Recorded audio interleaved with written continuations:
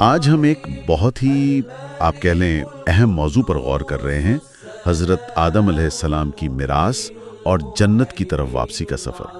یہ تصور حضرت خواجہ شمس الدین عظیمی صاحب نے اپنی کتاب میں بڑی خوبصورتی سے بیان کیا ہے۔ اللہ تعالیٰ نے، جیسا کہ ہم جانتے ہیں، حضرت آدم کو پہلا مقام جنت عطا کیا۔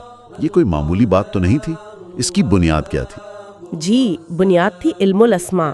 قرآن پاک میں بھی اس کا ذکر ہے۔ اللہ نے آدم کو تمام اسماء سکھائے۔ حضرت خواجہ شمس الدین عظیمی صاحب اس کی وضاحت یوں کرتے ہیں کہ یہ صرف نام نہیں تھے، بلکہ اللہ کے صفات، اس کی تخلیق کا ایک گہرا شعور تھا۔ ہر صفت آپ دیکھیں خود ایک تخلیق ہے۔ تو اس علم کے ذریعے آدم کو کائنات کی حقیقت کا وہ ادراک ملا جس نے انہیں فرشتوں پر بھی فضیلت دی۔ اچھا، تو یہ علم الاسماء، یہ گویا ایک چابی تھی جنت کے لیے، یعنی جیسے ہی یہ علم ان میں بیدار ہوا وہ خود بخود جنت میں پائے گئے۔ یہ تو بڑی گہری بات ہے۔ بالکل، یہ صرف معلومات نہیں تھی، یہ ایک کیفیت تھی، ایک شعوری سطح تھی۔ اسی علم نے انہیں اللہ کی نیابت وہ خلافت کے پہلے مرتبے پر پہنچایا۔ اور جنت، جیسا کہ خواجہ صاحب بتاتے ہیں، وہ جگہ ہے جہاں مکمل آزادی ہے، سکون ہی سکون، ہر طرح کی آسائش۔ وہاں نہ کوئی قید ہے، نہ بندش، نہ کوئی خوف، نہ وہ ذہنی الجھنیں جو آج ہم دیکھتے ہیں۔ یہ اصلی فطری حالت تھی۔ یہ تو واقعی ایک مثالی آغاز تھا، مکمل سکون، آزادی، علم کی روشنی۔ لیکن پھر کہانی میں ایک موڑ آتا ہے نا، وہ حالت ہمیشہ نہیں رہی۔ جی بالکل، اللہ تعالیٰ نے آدم علیہ السلام اور ان کی زوجہ کو جنت میں رہنے کی اجازت تو دی، لیکن ایک خاص درخت کے قریب جانے سے منع فرمایا تھا۔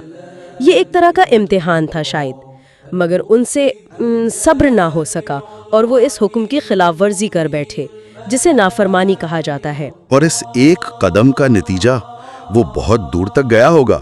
وہ جو علم کی امانت تھی، اس کا کیا بنا پھر؟ نتیجہ یہ ہوا کہ وہ جو علم الاسماء کی کیفیت تھی، وہ جو شعور تھا، وہ گویا پس پردہ چلا گیا، وہ براہ راست تجربے سے ہٹ گیا۔ نافرمانی نے ایک پردہ ڈال دیا، اور اس کے نتیجے میں آدم علیہ السلام کو جنت کی اس حالت سے نکلنا پڑا۔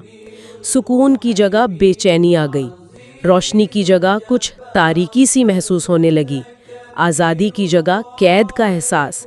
یہ ایک نئی زندگی کا آغاز تھا، ایک عارضی محرومی کا۔ یعنی جنت سے نکلنا اصل میں اس علم سے دوری کا نتیجہ تھا۔ اور یہ نقطہ بہت اہم ہے جو حضرت خواجہ شمس الدین عظیمی صاحب نے سمجھایا ہے کہ اللہ نے وہ علم یا امانت واپس نہیں لی، بلکہ انسان نے خود اس پر پردہ ڈال دیا۔ آپ نے بالکل صحیح پکڑا ہے۔ یہ عظیمی صاحب کی تعلیمات کا مرکزی نقطہ ہے۔ اللہ کی رحمت دیکھیں، وہ صلاحیت ختم نہیں کی۔ انسان کے اندر وہ علم الاسماء کی قابلیت اب بھی ہے، وہی ہے۔ اللہ نے فرمایا کہ تم اب بھی وہ جنت والی حالت پا سکتے ہو، بس شرط یہ ہے کہ اپنے اوپر سے نافرمانی اور غفلت کا وہ پردہ ہٹا دو جو خود ڈالا ہے۔ تو واپسی کا راستہ بھی اسی علم سے جڑا ہے، اور شاید اسی لیے اللہ نے پیغمبر بھیجے۔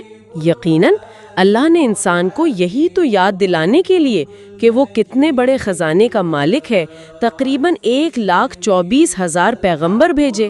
ان سب کی دعوت کا خلاصہ یہی تھا، اپنی اصل کی طرف لوٹو، اس راستے کی طرف جو علم الاسماء سے جڑا ہے، جو واپس جنت کی روحانی کیفیت تک لے جاتا ہے۔ اور یہ دنیاوی زندگی، جسے کبھی کبھی اسفل السافلین بھی کہا جاتا ہے۔ جی، اسفل السافلین یعنی پس ترین حالتوں میں سے ایک۔ خواجہ شمس الدین عظیمی صاحب کے مطابق یہ دنیاوی زندگی اپنی موجودہ شکل میں ایک عارضی ٹھکانہ ہے، ایک طرح کی قید سمجھ لیں۔ یہاں تو ہر چیز فنا ہو رہی ہے، بچپن، جوانی، خود زندگی، سب عارضی ہے، جسم مٹی میں مل جاتا ہے۔ لیکن اس عارضی حالت میں رہتے ہوئے بھی واپسی ممکن ہے۔ بالکل ممکن ہے، یہی تو امید ہے۔ اگر کوئی اس عارضی زندگی میں رہتے ہوئے اپنے اندر کے اس جنتی دماغ سے، اس علم الاسماء سے دوبارہ جڑ جائے، وہی علم جس کی وجہ سے فرشتوں نے آدم کو سجدہ کیا تھا، تو وہ اس فنا کے چکر سے نکل جاتا ہے۔ وہ جسمانی طور پر دنیا میں ہوتے ہوئے بھی روحانی طور پر آزاد اور ایک طرح سے زندہ جاوید ہو جاتا ہے۔ تو گویا جنت کی واپسی کا راستہ کہیں باہر نہیں، وہ ہمارے اندر ہی ہے۔ یہ بس اسی علم الاسما کو جو ہماری میراث ہے دوبارہ جگانے کا، فعال کرنے کا نام ہے۔ بالکل درست۔ جب انسان اس علم سے، اپنی اس بھولی ہوئی وراثت سے دوبارہ جڑتا ہے تو وہ نافرمانی اور غفلت کا پردہ آہستہ آہستہ ہٹنے لگتا ہے۔ اسے اپنی اصل حقیقت، اپنی اصل منزل یعنی جنت کی روحانی حالت کا شور واپس ملنا شروع ہو جاتا ہے۔ یہ واقعی ایک بہت امید دلانے والی بات ہے۔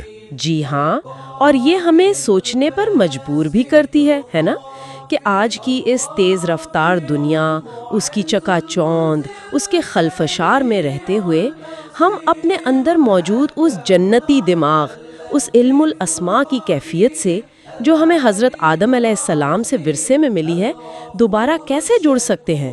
یہ ایک اہم سوال ہے غور کرنے کے لیے۔